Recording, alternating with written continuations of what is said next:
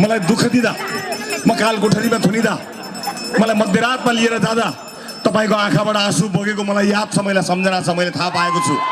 चितवन तिलले के भन्छ,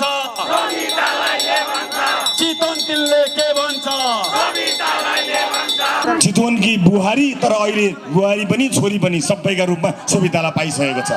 देशभरका महिला दिदीबहिनीहरूलाई एउटा आशा जगाएको नाम हो सोभिता गौतम। एउटा सामान्य नेता होइन सोभिता गौतम। 21 गते मतदान गर्ने होइन, क्रान्ति गर्ने हो, मतको क्रान्ति गर्ने हो। मलाई दुःख दिँदा, म कालकोठरीमा थुनिँदा, मलाई मध्यरातमा लिएर जाँदा तपाईको आँखाबाट आँसु बगेको मलाई याद छ, मलाई सम्झना छ, मैले थाहा पाएको छु। घाउ मलाई लाग्यो तर दुखेको तपाईलाई थियो, मलाई राम्रो सम्झना छ, मलाई याद छ। मलाई याद छ, म एउटा नेता मात्र भएको भए आउने थिइनँ, तर म तपाईको त्यो एउटा भाग्यमानी छोरो भएको छु जसलाई दुःख पर्दा बाआमाले आँसु बगाउनु भएको छ।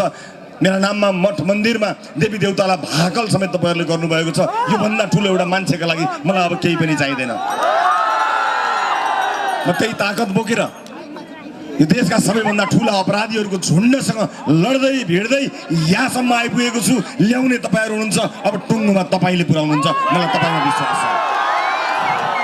मलाई कसैमा विश्वास छैन, न्यायप्रेमी जनतामा विश्वास छ। जनताले विवेक गुमाउँदैन, न्याय गर्छ। चितवनले त न्याय गरि नै सकेको छ, अब चितवनले देशलाई न्याय दिन्छ। म यो कुरामा निर्धक्क छु। 21 गते मतदान गर्ने होइन, क्रान्ति गर्ने हो, मतको क्रान्ति गर्ने हो। आमा बुवा दाजुभाइ दिदीबहिनीहरू, मेरा हिसाबहरू छन्, मैले भन्दै आएको छु। मेरा हिसाबहरू छन्, मेरा घाउमा लाउनु पर्ने मलमहरू छन्, तर त्योभन्दा धेरै यो देशलाई मलम लाउनु पर्ने अवस्था आएको छ।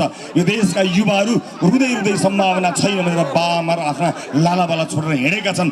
तिनका लागि यो देशमा सम्भावना छ भनेर देखाउनुपर्छ। 21 गते देखाउनुपर्छ। 21 गतेको दिन सामान्य दिन होइन।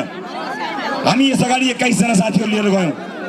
धेरै मान्छेलाई लागेको थियो को होलान्, कति मान्छे होला, धेरै भए एउटाले जित्ला, धेरैको अनुमान थियो।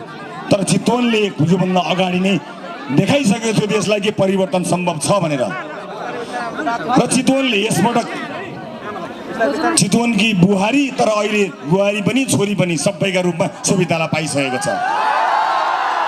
बुहारी भने पनि, छोरी भने पनि, चितवनको नेता भने पनि, तपाईको प्रिय नेताको रूपमा जसरी यो समयमा तपाईले देखाइदिनु भएको छ, त्यो सोभिता गौतमले आम युवाहरू, देशका नागरिकको पक्षमा संसदमा गर्जिएको परिणाम हो, जनताको पक्षमा बोलेको परिणाम हो।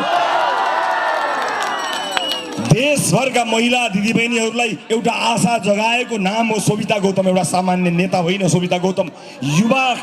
युवा बहिनी दिदीबहिनीहरूका लागि एउटा आशा र भरोसा बनेर संघीय संसदमा गुन्जिएको त्यो आवाज अब देशभर गुन्जिनेछ।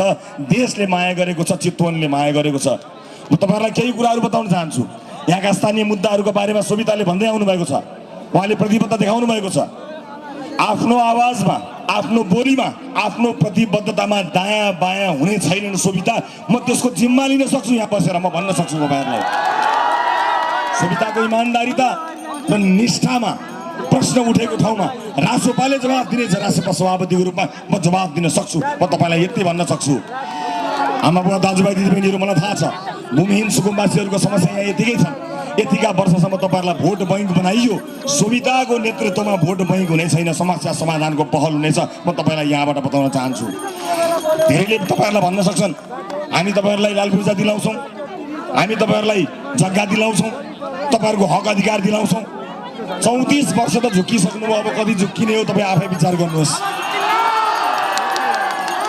हामी झुटा आश्वासन बोकेर आएका छैनौँ।